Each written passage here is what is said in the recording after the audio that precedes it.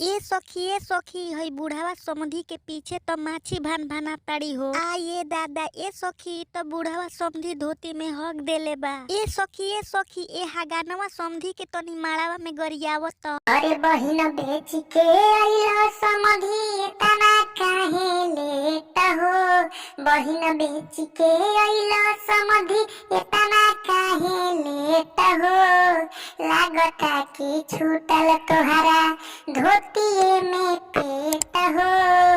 लागता कि छूटल तोहरा धोतिए में पेट हो। पूरी तरकारी खैला खैला का पियाज हो।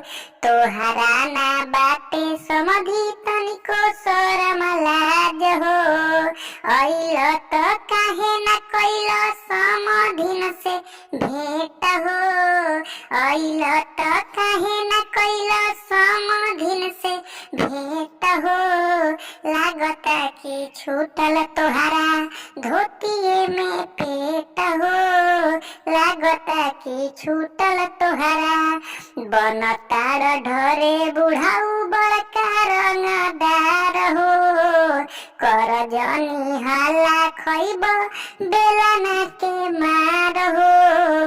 माड़वा में बैठी के तू चलावेला नेट हो। लागता कि छूटल तोहरा धोतिए में पेट हो। हाय, कैसे हैं आप? ये समधी जी का गारी गीत आप लोग को कैसा लगा प्लीज कमेंट बॉक्स में बताइए और चैनल को सब्सक्राइब करके वीडियो लाइक कर दीजिए।